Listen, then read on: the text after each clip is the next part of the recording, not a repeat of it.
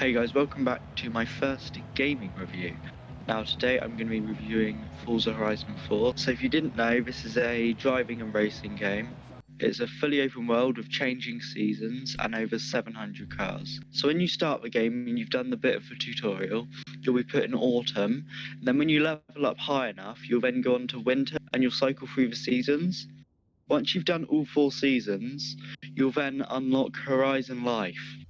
Now what that is every week the season cycle and their life for everyone around the world, they're exactly the same. So one week it might be winter like it is this week, and then the next week it will be spring, and then the next week it will be autumn, but it's the same for everyone around the world. So when you play with your friends, they will be on the same season as you. So some cars you unlock through races, and some of them you got to buy from the auto show. Now in the auto show, there's hundreds of cars, but some of the cars aren't in the auto show because you've got to unlock them through seasonal events. So every time a season changes, there's a new festival playlist. In the festival playlist, there's different events you can do to unlock different cars, and they're usually rare cars that you can't buy from the auto show. So this is where you get your hard to find cars that are rare. If you didn't manage to unlock them from the festival playlist and it's a car you really want, then what you can do is go into the auction house. If you're going to go to the auction house or buy a car, paint a car, upgrade it, do pretty much anything to your car, you want to go here to the Horizon Festival. This is pretty much the main centre of the game. You've got the auto show, this is where you buy cars. You've got the garage, you can upgrade your cars, you can paint them. And then you've got the auction house. Here you can literally search for any car in the game. So say I wanted the Bugatti Divo, which was a really rare car that's only come out a few times, and I didn't manage to get it when it was in the festival playlist. Just go there, go onto Bugatti Divo, and search for it. There's only one for sale right now, then you can go on it. I'm not going to buy it because I've already got one, but you can place a bid on it or buy it. Now this is where other players sell cars, so if it's a car that they don't want anymore, they can auction it off to other players. You can either buy it out or you can bid on it against other players if you want it for cheaper. Or you can just, if you don't know what car you want but you want a new one, you can just clear your search options and confirm it. And it will show you the auctions that are ending soonest. So if I wanted to buy this Zenvo, I can just bid on it, and then if I get the highest bid, I win it and I can keep it. To post an auction, you just go on start auction down here and select the car you want to auction. So now I'm going to show you the upgrading part of the game. This is a really in-depth part of the game where you can properly customize cars. So if you go onto the conversion section, some cars have body kits which you can put on. So this is what this Lamborghini Aventador looks like normally, apart from the paint and the spoiler. This is what it looks like normally. If I put on this Liberty Walk wide body kit, it makes it wider. Now you might like that, you might not like it, but you can put on modifications like that. In some cars you can also engine swap and put a different engine in it. You can also change the drivetrains, make it all-wheel drive or rear-wheel drive, turbocharge, sometimes supercharge. It's really customizable. And if your car doesn't have a body kit that you can put on it, you can always see if it's got any spoiler upgrades, or sometimes it's got side skirts, front bumpers, back bumpers, and sometimes even police lights that you can put on it. So that's where you physically modify your car. Here's where you paint it. You go into the design and paints option. So this is where you select different colours to put on it. You can also put on like weird stuff like camo, or some woods and stuff. There is wood somewhere here, yeah. There's the wood. So there's loads of different stuff you can do. You can also customise the bonnet separately, or the mirrors separately. Sometimes the wing, yeah, this one you can customise. Oh, that only changes that bit down here. But it's very customisable. You can change the wheels. With the wheels, you can also do different sections. So if you wanted to make just that bit white, and the outer rim, I don't know, yellow, I wouldn't do this, but you can if you wanted to. You can also tint the windows of any colour you want. It's a really in-depth painting system, which if you get the game, you can look at properly yourself. But of course, if you don't want to spend that time painting it, you can find online designs that other people have made and shared. And there's all sorts of designs that you can get from here. You can also apply decals to your car.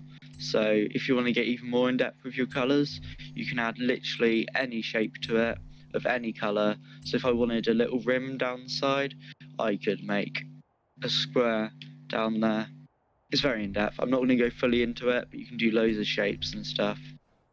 So yeah, that's the paint section of a garage. So with the races in the game, there's about 5 main types of races. So there's road racing, which is like circuit races and things like that. Dirt racing, which is basically rallying and on off-road tracks. There's cross-country, which is completely off-road, not on a track, just off-road across fields and stuff. Street racing, which is more straight line. Top speed racing, there is corners and stuff, but you're at high speeds for most of the race. Drag strips, which is a 1/4 mile drag strip, just straight line racing. Showcase events. So every one of these series has a showcase event. So that's basically where you race a non-car. So you can race a train in one of them you race a hovercraft, and one of them you race motorbikes. But there's hundreds of different races in the game, as you can see from my map here. All of these are races. There's also speed cameras, but you can try and beat your friends in, so you can try and go higher speeds than your friends have done in the speed cameras. Like this one, if you go on it, see the leaderboard, you can see how far up I am in the leaderboard. So that's the racing part of the game. But you can also, if you don't like racing, just drive around. It's a really good game for that. So Forza Horizon 4 is based in England, so you can just drive around and explore the country. It's about a 30-mile map, I think. It's roughly 13 miles from one side to the other, I think. I'm not sure.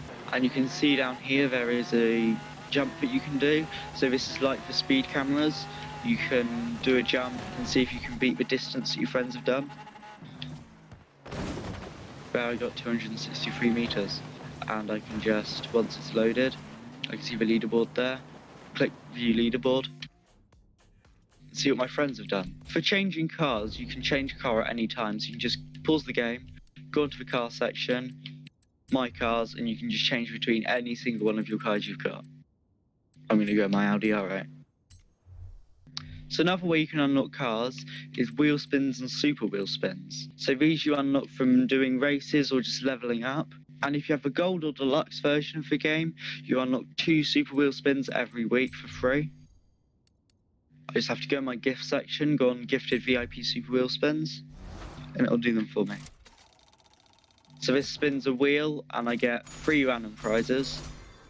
And I get to spin it again because I got 2.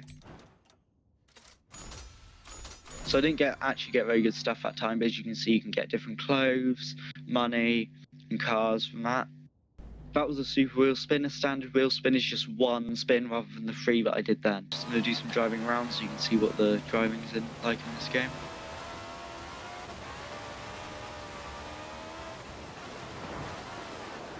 I'm online right now, so there's other people driving around with me, but because I'm just on an online session, these people are ghosts, so I can't actually crash into them and have physics. It will just go straight through them like this. But if I invited them to a convoy or join their convoy, I'd actually be able to crash into them and they'd have physics and everything. You can also go up to someone and press the action button, click head to head. Now I sent him a head to head and he might accept it, he probably won't. But you can just head to head people. No, he isn't going to accept it. That's basically the free roam aspect of this game. You can drive around, it's very in-depth. There's not a lot of boundaries of where you can't go. You can go very off-road. It's not like there's walls stopping you from going everywhere, like in other games. You can literally drive anywhere. You can also, if you get enough money, buy houses. So I've bought a house up here, and they're basically exactly the same as the Horizon Festival, but you don't have to go to the festival to access all this stuff. You can do it straight at a house. So as I bought this house down here, I can drive straight to it and enter it. I've got the auto show, the garage, and the auction house. So I'm going to go ahead and do a dirt racing event now. I'll do this one because I haven't done it yet. To start a race, you just go up to it, click enter event, solo, click Horizon Presents. The one I'm in right now isn't actually able to be used in it, so I'm going to use this one. This game also has a lot of customizable difficulty settings. You can have assists, and you can change the level of the people you're against, or your opponents. And you can also get a driving line which shows you a suggested route to take, which is basically some arrows on the floor which tells you when to brake, when to steer and stuff like that, just to help you when you're getting used to the game. Now all the cars you're against are named after people in your friends list. Obviously if there isn't anyone in your friends list because you're lonely like me, then it will just put random people's names above the car. Try and take this corner. You've got to make sure you go through checkpoints or you'll just be sent back. You can also rewind, so if I mess up this corner here, yeah, I can just rewind and then try it again. I messed up again, but you know, I crashed into the tree, so I'm actually going to use it again.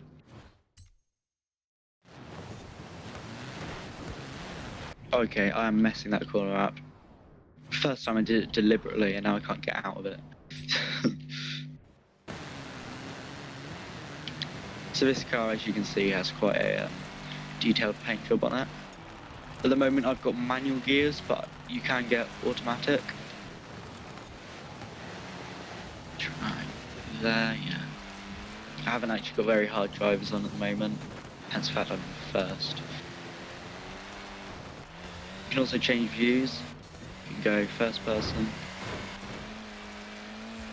third person, jump there.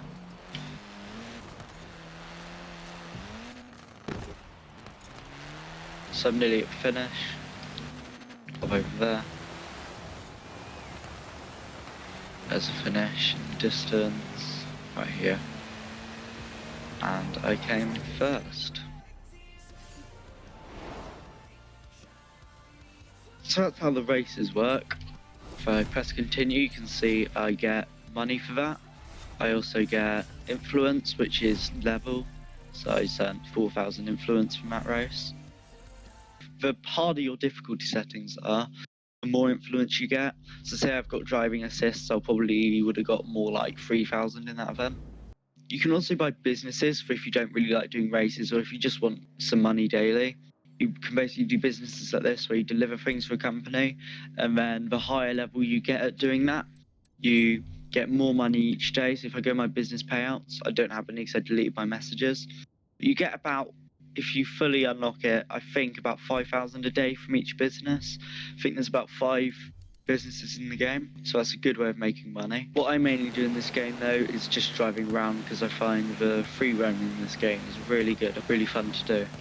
Most of the cars in this game are very realistic and there's not many stupid cars, but some of them are very over the top. For example, you've got the Peel Trident, which is one of the world's smallest cars. So this car, I've got a funny wrap on it, but if I look at the stats of it, it only weighs 266 kilograms, but it's got 300 horsepower.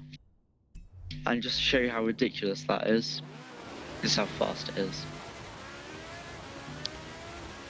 So yeah, there are a few stupid stuff in this game that's silly, but you don't have to do it if you prefer realistic gaming. You can also put on damage to your car, so when you crash, it takes damage. So yeah, I'd highly recommend getting this game, especially if it's on deal. Often this game comes on deal, or if you got the Game Pass and get it with that. It's a very good game. I'd rate it a 9 out of 10 probably for racing games. There's a few small things that could be improved.